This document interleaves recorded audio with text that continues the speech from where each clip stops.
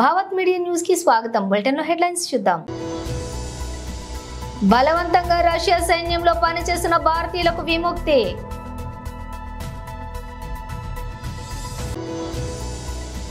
కల్కి సినిమా అద్భుతం, నాగస్విన్ విజన్ కు హ్యాట్స్ ఆఫ్, మహేష్ బాబు।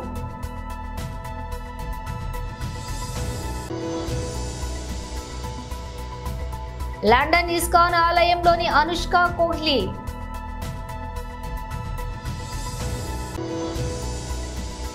ఢిల్లీలో మీడియాతో మాట్లాడుతున్న బీఆర్ఎస్ వర్కింగ్ ప్రెసిడెంట్ కేటీఆర్।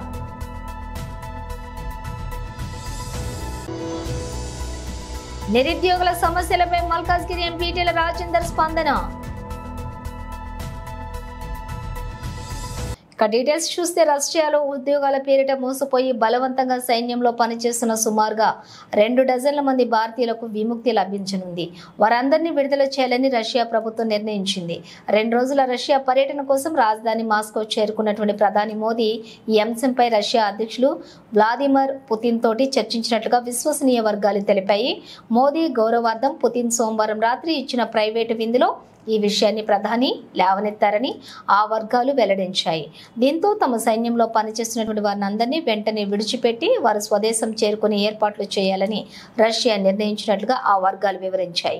ప్రధానిగా మోదీ 3వ అధికారం చేపట్టినందుకు ఆయన్ను పుతిన్ ఈ విందు భేటీలో ప్రశంసించినట్లు తెలిసింది। అలాగే భారత ఆర్థిక వ్యవస్థ భారీ స్థాయికి చేరుకోవడం గురించి పుతిన్ ఈ భేటీలో చర్చించినట్లు సమాచారం। రష్యాలో ఎక్కువ జీతాలకు ఉద్యోగాలు ఇప్పిస్తామన్న ఏజెంట్ల మాటలు నమ్మి సుమారు 2 డజన్ల మంది అమాయకులు ఏడాది కిందట రష్యా వెళ్లారు। అయితే అక్కడికి వెళ్ళాక వారిని ఏజెంట్లు మోసం చేసి రష్యా సైన్యానికి అప్పగించి చేతులు దులుపుకున్నారు। దీంతో ఉక్రెయిన్తో జరుగుతున్నటువంటి యుద్ధంలో రష్యా సైన్యం వారిని సహాయకులుగా చేర్చుకుంది। వారికి యూనిఫామ్లు ఆయుధాలు అందించి యుద్ధ భూమిలో సైన్యంతో కలిసి మోహరించింది। ఇప్పటికే ఈ యుద్ధంలో 2 భారతీయులు మృతి చెందారు। రష్యా సైనిక దుస్తుల్లో ఉన్న పంజాబ్, హర్యానాకు చెందిన కొందరు యువకులు తమను కాపాడాలంటూ ఈ ఏడాది తొలినాళ్లలో విడుదల చేసిన ఓ సెల్ఫీ వీడియో వైరల్ గా మారింది।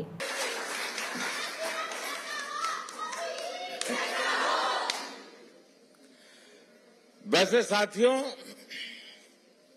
आज 9 जुलाई है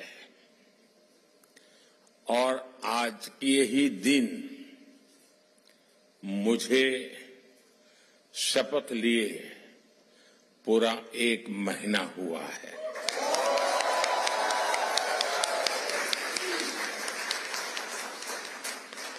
आज से ठीक 1 महीने पहले 9 जून को मैंने तीसरी बार भारत के पीएम पद की शपथ ली थी और उसी दिन मैंने एक प्रण किया था। मैंने प्रण किया था कि अपने तीसरे टर्म में मैं 3 गुनी ताकत से काम करूंगा।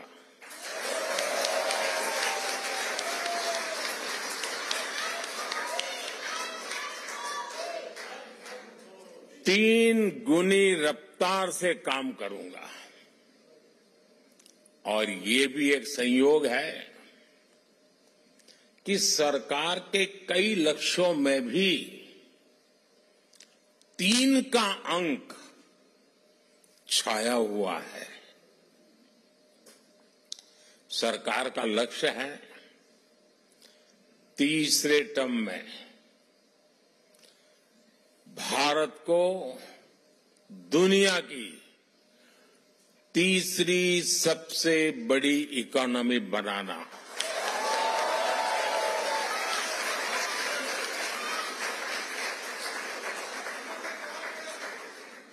सरकार का लक्ष्य है तीसरे टर्म में गरीबों के लिए 3 करोड़ आवास बनाना, 3 करोड़ घर बनाना। सरकार का लक्ष्य है तीसरे टर्म में 3 करोड़ లఖపతి దీది బనా. Rebel star Prabhas young director Nagashwin combination లో వచ్చిన సైన్స్ ఫిక్షన్ మూవీ కల్కి 2898 ఏడి బ్లాక్ బస్టర్ హిట్ గా నిలిచిన విషయం తెలిసిందే. జూన్ 27న విడుదలైన ఈ చిత్రం 11 రోజులైనా 900 కోట్లు వసూళ్లు చేసి రాబట్టింది. ఇక ఇప్పుడు 1000 కోట్ల వైపు పరుగులు తీస్తోంది. ఇక ఈ మూవీపై ఇప్పటికే పలువురు ప్రముఖులు ప్రశంసలు కురిపించారు. తాజాగా సినిమా చూసిన సూపర్ స్టార్ మహేష్ బాబు కూడా మూవీ అద్భుతంగా ఉందన్నారు. మూవీ చూసి మతిపోయిందని ప్రిన్స్ ఎక్స్ వేదికగా చిత్ర బృందాన్ని మెచ్చుకున్నారు. అయితే మూవీ చూసి మతిపోయింది, అద్భుతంగా ఉంది, నా మనసును కదిలించింది, జస్ట్ వావ్ అంటూ నాగ్ అశ్విన్ విజన్ కు హ్యాట్స్ ఆఫ్ అంటూ ప్రతి ఫ్రేమ్ కూడా ఒక కళాఖండం. Big B, Amitabh Bachchan screen agents ను ఎవరు కూడా మ్యాచ్ చేయలేరు. కమల్ హాసన్ ఏ పాత్ర పోషించినా దానికి ప్రత్యేకత తీసుకొస్తారు. ప్రభాస్ మరో గొప్ప సినిమాను అవలీలుగా చేసేశారు. దీపిక ఎప్పట్లాగే అద్భుతంగా నటించారు. వైజయంతి సంస్థకి మూవీ యూనిట్ కు కంగ్రాట్స్ అని మహేష్ బాబు ట్వీట్ చేశారు. మహేష్ బాబు ట్వీట్ కు స్పందించిన కల్కి మూవీ టీమ్ ఇక మైండ్ బ్లాక్ అయిపోయింది, మీ ప్రశంసలకు ధన్యవాదాలు, హృదయాన్ని పరిగెత్తించే మాటలు చెప్పారు అంటూ రీట్వీట్ చేసింది. Team India star player king Kohli తన భార్య బాలీవుడ్ నటి అనుష్క శర్మ పిల్లలతో కలిసి ప్రస్తుతం లండన్ లో సరదాగా సమయం గడుపుతున్నారు. అయితే అక్కడ ఇస్కాన్ ఆలయంలో భజన కార్యక్రమంలో పాల్గొనేందుకు సతీ సమేతంగా కోహ్లీ హాజరైనట్టు చూపే ఓ వీడియో ప్రస్తుతం సోషల్ మీడియాలోని వైరల్ అయింది.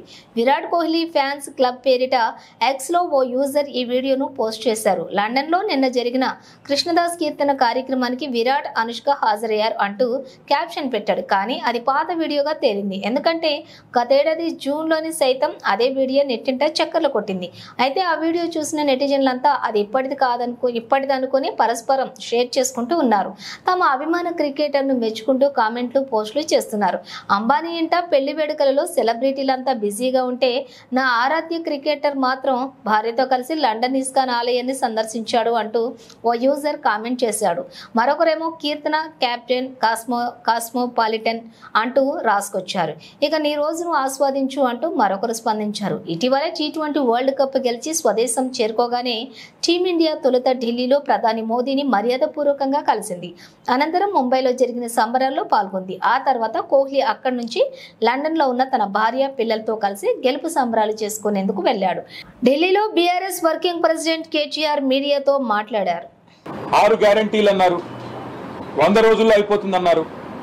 మొత్తం 100 రోజుల్లో ప్రతి మహిళకి 1,67,00,000 మంది మహిళలకి నెలకు 2,500 ఇస్తామన్నారు. ప్రతి వృద్ధుడికి, వృద్ధురాలికి నెలకు 4,000 రూపాయల పెన్షన్ ఇస్తామన్నారు. 2 లక్షల ఉద్యోగాలు సంవత్సరం లోపల భర్తీ చేస్తామన్నారు, ప్రభుత్వ ఉద్యోగాలు. అదే మాదిరిగా రైతులకు రుణమాఫీ, కేసీఆర్ గారు రైతు బంధు 10,000 ఇస్తే మేము 15,000 ఇస్తామని, ఇంకా చాలా చాలా ఇట్లా 420 అడ్డగోలు హామీలు ఇచ్చి, నోటికొచ్చిన వాగ్దానాలు ఇచ్చి కాంగ్రెస్ పార్టీ అధికారంలోకి వచ్చిన విషయం మనందరికీ తెలుసు. కానీ ఈరోజు కాంగ్రెస్ అధికారంలోకి వచ్చి సరిగ్గా 7 నెలలు నుండి 8వ నెలలో అడుగుపెట్టింది. మరి 6 గ్యారంటీలు పోయినాయి, వాటికి మంగళం పాడారు. కానీ మా 6 ఎమ్మెల్యేలని, 6 ఎమ్మెల్సీలు మాత్రం ఈ పార్టీ ఫిరాయింపు నిరోధక చట్టానికి తూట్లు పొడుస్తూ ఇవాళ వాళ్ళ పార్టీలో చేర్చుకున్నారు. రుణమాఫీ ఎక్కడో పోయింది. రైతు భరోసాకి అతి లేదు, గతి లేదు. అందుకే ఇవాళ కాంగ్రెస్ పార్టీ చేస్తున్న దివాలా కోరు రాజకీయం ఏదైతే ఉందో పార్టీ ఫిరాయింపుల విషయంలో, దాన్ని జాతీయ స్థాయిలో ఎండగట్టడానికే ఢిల్లీకి వచ్చాం. వచ్చిన తర్వాత గత 3-4 రోజులుగా ఇక్కడ న్యాయ నిపుణులతో, రాజ్యాంగ నిపుణులతో మా పార్టీ ఎంపీలు, గౌరవనీయులు మాజీ మంత్రి హరీష్ రావు గారు, నేను అందరం కూడా 5-6 కూర్చుని వారితో చర్చించినాం. చర్చించిన తదుపరి మీకు కొన్ని విషయాలు కూడా నేను చెప్పాలి. వాళ్ళు ఎంత నిస్సిగ్గుగా, ఎంత నిర్లజ్జగా కాంగ్రెస్ ముందుకు పోతుందంటే, స్వయంగా ముఖ్యమంత్రి Revanth Reddy Telangana CM gets AICC nod to induct more BRS MLAs అంటే ఇక్కడికి వచ్చి వాళ్ళ అధిష్టానం అనుమతి తీసుకొని మరిన్ని ఫిరాయింపుల్ని ప్రోత్సహించడానికి రేవంత్ రెడ్డి గారు ముందుకు పోతున్నారు. అందుకే ఢిల్లీ ఎందుకు వచ్చాము అంటే, పాత్రధారి హైదరాబాద్లో ఉన్నారు కానీ సూత్రధారులు ఇక్కడ ఉన్నారు, ఢిల్లీలో ఉన్నారు. అందుకే ఢిల్లీకి వచ్చినాం. విచిత్రం ఏమంటే, ఇదే కాంగ్రెస్ పార్టీ ఒకసారి కాదు, హిమాచల్ ప్రదేశ్లో వాళ్ళ 6 ఎమ్మెల్యేలు పార్టీ మారి బీజేపీకి రాజ్యసభ ఎన్నికల్లో ఓటేస్తే వారి మీద వేటేయండి అని సుప్రీంకోర్టును ఆశ్రయించింది ఇదే కాంగ్రెస్ పార్టీ. వారిని అనర్హులుగా ప్రకటించండి అని వెలువెడుతున్నది ఇదే కాంగ్రెస్ పార్టీ. సుప్రీంకోర్టు దాకా వెళ్ళి ఒక ఎమ్మెల్యే గారు మణిపూర్లో ఆనాడు శ్యామ్ నాయక్ అనే ఎమ్మెల్యే శ్యామ్ కుమార్ అనే ఎమ్మెల్యే బీజేపీలో చేరి మంత్రి పదవి తీసుకుంటే ఆయన అనర్హుడుగా ప్రకటించేదాకా సుప్రీంకోర్టులో కూడా పిటిషన్లు వేసి కొట్లాడి ఫైనల్గా సుప్రీంకోర్టు నుంచి కూడా తీర్పును తీసుకొచ్చింది కాంగ్రెస్ పార్టీ. అది ఏం తీర్పు తెచ్చారు? 3 నెలలు చాలు స్పీకర్ గారికి, 3 నెలలు మాత్రమే కాల పరిమితి డిస్క్వాలిఫికేషన్ పిటిషన్ మీద నిర్ణయించడానికి అనేది కాంగ్రెస్ పార్టీ పిటిషన్ మీద సుప్రీంకోర్టు ఇచ్చిన తీర్పు. హర్యానాలో ఒక కాంగ్రెస్ ఎమ్మెల్యే కిరణ్ చౌదరి గారు బీజేపీలోకి పోతే అక్కడ స్పీకర్కి పిటిషన్ ఇచ్చారు, న్యాయ పోరాటం చేస్తున్నారు, వారిని అనర్హులుగా ప్రకటించాలని. మహారాష్ట్రలో కాంగ్రెస్ ఎమ్మెల్యేల మీద బీజేపీ పడితే, అక్కడ ఏక్నాథ్ షిండే గారి శివసేన పడితే అక్కడ ప్రదేశ్ కాంగ్రెస్ కమిటీ అధ్యక్షుడు బాలాసాహెబ్ తొరాట్ గారు అంటారు, సామధాన భేద దండోపాయాలు ప్రయోగించి ఈ రాష్ట్ర ప్రభుత్వం మా ఎమ్మెల్యేలను గుంజుకుంటుందని చెప్తారు. ఇక రాహుల్ గాంధీ గారు అయితే మరింత విడ్డూరం. ఆయన గోవాలో తమ కాంగ్రెస్ పార్టీ అభ్యర్థులతో శపథాలు చేయించారు. మీరు గెలిస్తే ఎమ్మెల్యేలు అవుతే మేము రేపు పార్టీ మారము అని శపథాలు కూడా చేయించినారు. ఇక చెప్పుకుంటూ పోతే ఇంకా వింతలు విడ్డూరాలు చాలా ఉన్నాయి. ముఖ్యంగా ఆయన సిద్ధరామయ్య గారు ఆయన అంటారు 50 కోట్లు ఇస్తున్నారు కర్ణాటకలో కాంగ్రెస్ ఎమ్మెల్యేలకు, బీజేపీలో లాక్కుంటున్నారు అని సిద్ధరామయ్య గారు ఆయన కూడా ఒక స్టేట్మెంట్ ఇచ్చారు. ఇది స్పీకర్ గారు ఇచ్చిన తీర్పు, సుప్రీంకోర్టు స్పీకర్కి ఇచ్చిన తీర్పు. Speaker needs only 3 months to decide. అంతకంటే ఎక్కువైతే సుప్రీంకోర్టు తీర్పును ఉల్లంఘించినట్టు అవుతుంది. మేము దానం నాగేందర్ గారి మీద ఇచ్చిన పిటిషన్ మార్చి 18 నాడు ఇచ్చాం. జూన్ 18 కల్లా స్పీకర్ గారు తేల్చి ఉండాలి, తేల్చలేదు. మేము హైకోర్టుకు పోయాము, హైకోర్టులో ఇవాళ ఆ పిటిషన్ విచారణలో ఉంది. హైకోర్టులో న్యాయం రంగారెడ్డి నాసింగ్ లో భారీ చోరీ. రిటైర్డ్ ఐఏఎస్ అధికారి హరిబాబు ఇల్లు గుల్ల చేసిన దుండగులు 100 తులాల బంగారంతో పాటు ఓ ల్యాప్టాప్ చోరీ. ఇంటికి తాళం వేసి కుటుంబ సభ్యులతో కలిసి విజయవాడ వెళ్లిన హరిబాబు తెల్లవారుజామున ఇంటికి తిరిగి వచ్చిన కుటుంబం ఇంటి తాళాలు పగలగొట్టి ఇంట్లో ఉన్న బంగారం, ల్యాప్టాప్ దొంగిలించిన దుండగులు.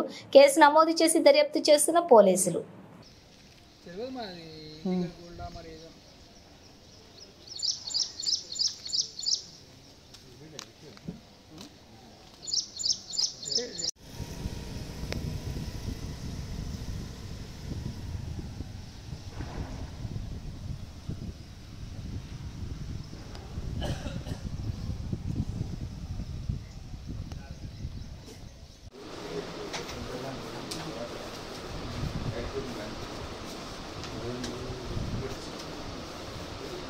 ఏం సార్ వచ్చినా మేడం 4 రోజుల నుంచి తిరుగుతున్నాం మేడం. నువ్వు వచ్చి నా మీద ఇస్తే నేను చేస్తాను మేడం. కష్టపడ్డ పైసా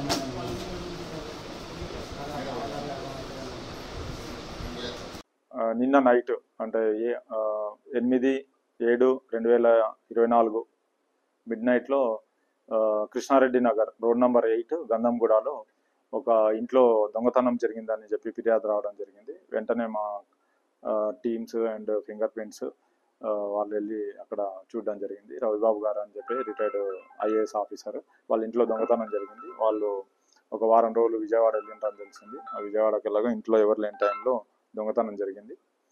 ఆ విషయంలో కేసు కట్టినాము, ఇన్వెస్టిగేషన్ నడుస్తుంది. టీమ్స్ కూడా ఫామ్ చేసినాం. దాంట్లో వీలైనంత తొందరలోనే అక్కులని పట్టుకుంటాం. సీసీ కెమెరాస్ లేవు, ఆ ఏరియాలో సీసీ కెమెరాస్ ఉన్నాయి, వాటన్నింటినీ వెరిఫై చేస్తున్నాం. దాన్ని బట్టి ఫర్దర్గా ప్రొసీడ్ అవుతుంది.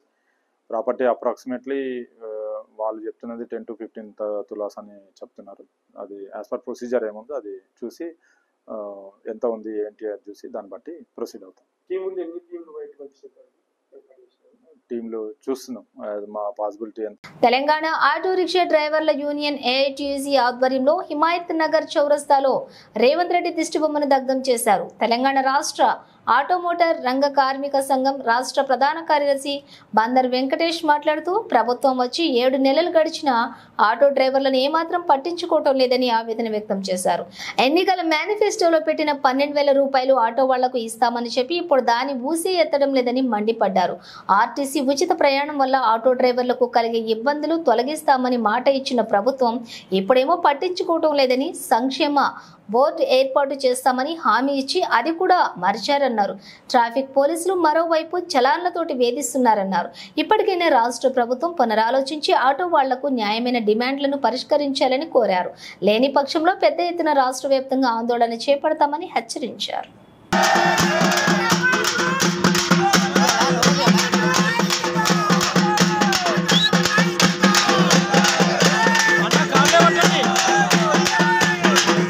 స్పందిస్తూ మేము మీ ఆటో డ్రైవర్లకు నష్టం జరిగితే దాన్ని వెంటనే కూర్చోడానికి ప్రయత్నం చేస్తామని చెప్పడం జరిగింది.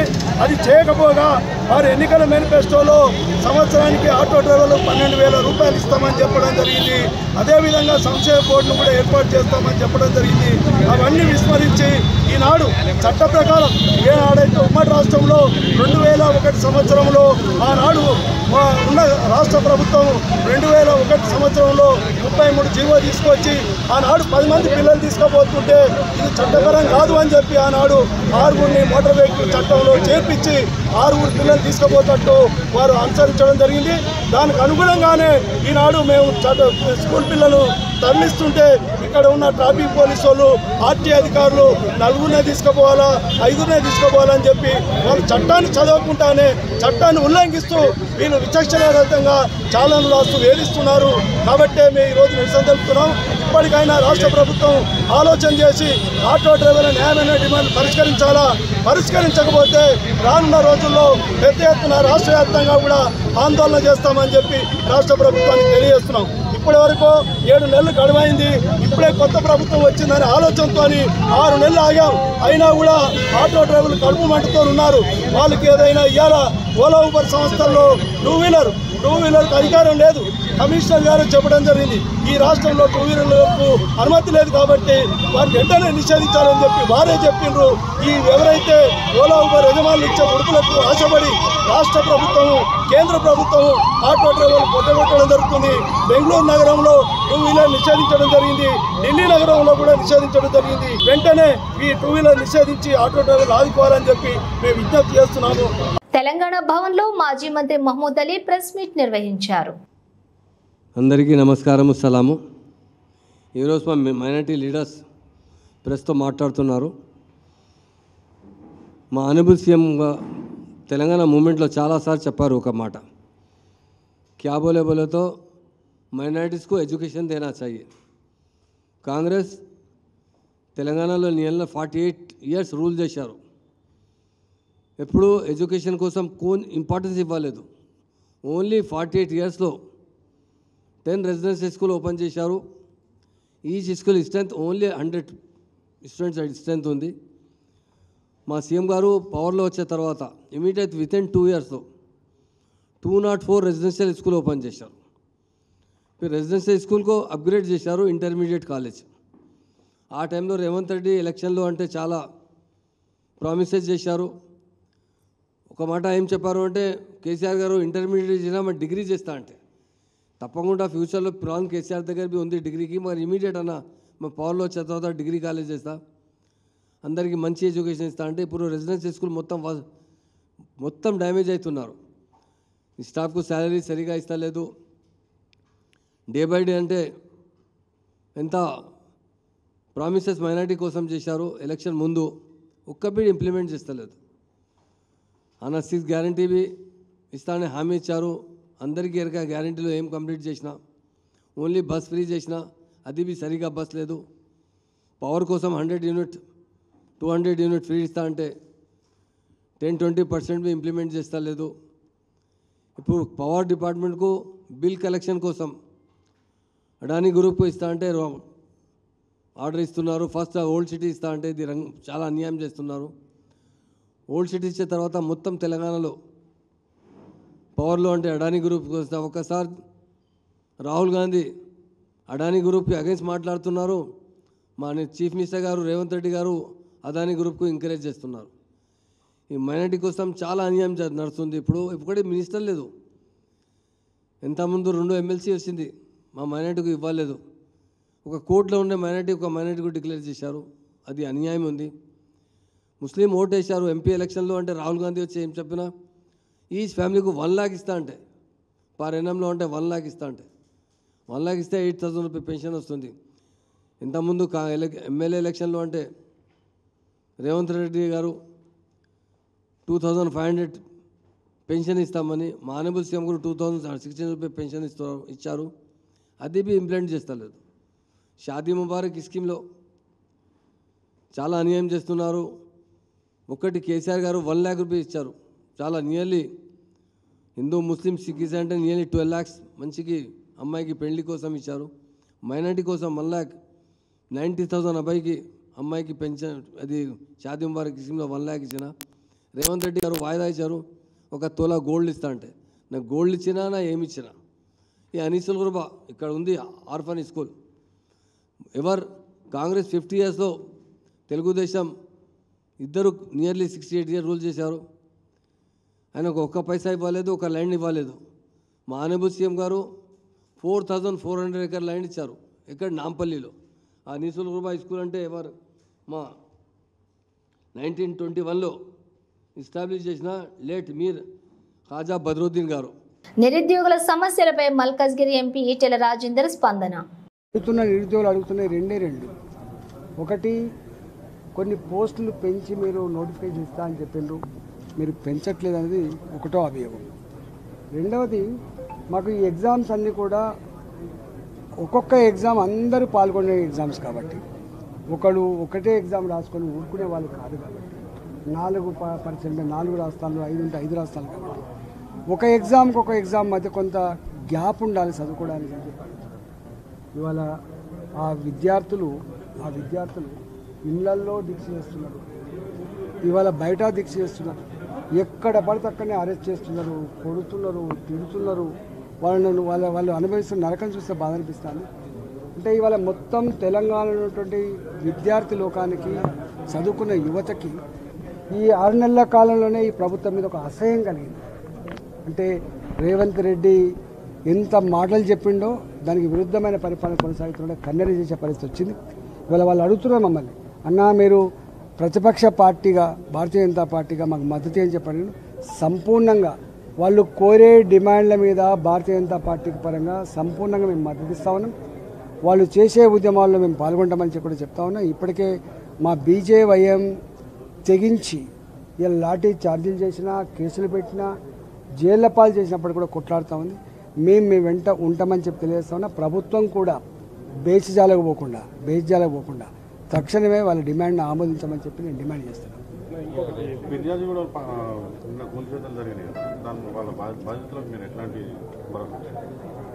నిన్ననే నేను ఆ పూర్తిగా ఏరియా అంతా కూడా నేను, మా అధ్యక్షులు విక్రమ్ రెడ్డి గారు, మా పవన్ కార్పొరేటర్ గారు మేమంతా అక్కడ పోయినాము. కానీ హృదయ విదారకమైన పరిస్థితి. ఇప్పుడు ఇల్లు కట్టుకున్న వాళ్ళంతా కూడా నెలకు 500 రూపాయల చొప్పున, సంవత్సరానికి 6,000 రూపాయల చొప్పున ఇన్స్టాల్మెంట్ కట్టి వాళ్ళు కొనుక్కున్నారు. 100 గజాలు, 70 గజాలు, 80 గజాలు. వాళ్ళు ప్లంబర్లుగా, ఆటో డ్రైవర్లుగా, బేకరీలో పనిచేసినటువంటి వాళ్ళుగా ఇల్లు కట్టుకుంటే ఇలా గిప్పుడు పోయి కూలగొట్టారు. వాళ్ళకు మున్సిపల్ పర్మిషన్ ఉన్నది, వాళ్ళకు జిహెచ్ఎంసీ పర్మిషన్ ఉన్నది, వాళ్ళకు ఆనాడు రెవెన్యూ వాళ్ళకు కూడా అన్ని రకాల ఎలిజిబిలిటీ ఉన్నాక కూడా కేవలం అక్కడ రాజకీయాల కోసం మాది చూయించుకోవాలన్నటువంటి అహంకారంతో ఇవాళ స్పెసిఫిక్గా కొంతమంది ఇళ్ళే ఇలా కూలగొట్టడం జరిగింది. దాని మీద కలెక్టర్తో మాట్లాడినా, మంత్రి గారితో మాట్లాడినా, వాళ్ళు మాట్లాడితే వాళ్ళు మాకు తెలియదని అంటున్నారు. కానీ వాళ్ళు తెలియకుండా జరుగుతుందని చెప్పి అనుకోవడం చీల్చి చెండాడతాం. పేదల జోలికి పోతే వదిలిపెట్టే ప్రసక్తి లేదు. ఆనాడు రాజశేఖర్ గారు ముఖ్యమంత్రి ఉన్నప్పుడు కూడా ఆ పైనుంచి ప్రెషర్ అని చెప్పి అధికారులు పవర్ ఉన్న వాళ్లకు గులాంగిరి చేసి సలాం కొట్టితే జైళ్లపాలెంలో చూసిండ్రు. ఇవాళ కేసీఆర్ హయాంలో కూడా ఇవాళ మేము ముఖ్యమంత్రి గారు ఆఫీస్ చెప్పిందని చెప్పి కనుక అడ్డగోలుగా సిస్టాన్ని పక్కకు పెట్టి, చట్టాన్ని పక్కకు పెట్టి చేస్తే ఏమైందో చూసిండ్రు. ఇవాళ కూడా చిన్న పెద్ద నాయకులు కనుక ఏదైనా అక్రమమైన పని చెప్తే, ప్రజలను దౌర్జన్యం చేసే పని చెప్తే మళ్ళీ ఆ పనిలో పాల్గొంటే వీళ్ళకు కూడా అదే గతి పడుతుందని చెప్పి హెచ్చరిస్తూ ఉండండి. మేము వ్యక్తులకు వ్యతిరేకం కాదు, కానీ ఇవాళ ఒక నాయకుడు ఇవాళ అధికారం ఉంటుంది పోతుంది, ఒక పార్టీ అధికారం ఉంటుంది పోతుంది. కానీ 30-35 ఏళ్ల కాలం పాటు సర్వీస్లో ఉంటారు. వాళ్ళు సర్వీస్లో ఉన్న వాళ్ళైనా కనీసం నువ్వు ఏ ప్రమాణం చేసి అయితే నౌకరికి ఎక్కినావో ఆ ప్రమాణానికి కట్టుబడి, ఆ చట్టానికి కట్టుబడి పనిచేయాలి తప్ప బానిస లెక్క పనిచేస్తే ఏం జరుగుతుందో చూసింది. కాబట్టి బీ కేర్ఫుల్ అని చెప్పి హెచ్చరించాను నేను.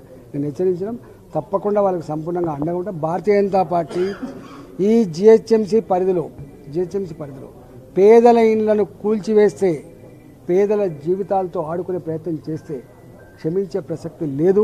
మన జేజమ్మతో అయినా కొట్టాడే ప్రయత్నం చేస్తాం. బులెటిన్ ముగించే ముందు హెడ్లైన్స్ మరోసారి. బలవంతంగా రష్యా సైన్యంలో పనిచేస్తున్న భారతీయులకు విముక్తి.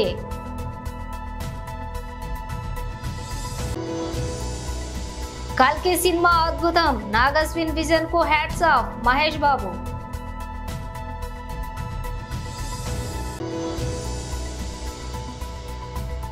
లండన్ ఇస్కాన్ ఆలయంలోని అనుష్క కోహ్లీ.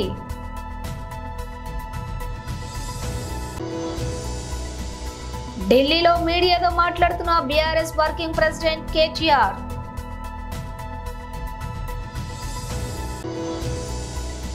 నిరుద్యోగుల సమస్యలపై మల్కాజ్గిరి ఎంపీ ఈటెల రాజేందర్ స్పందన.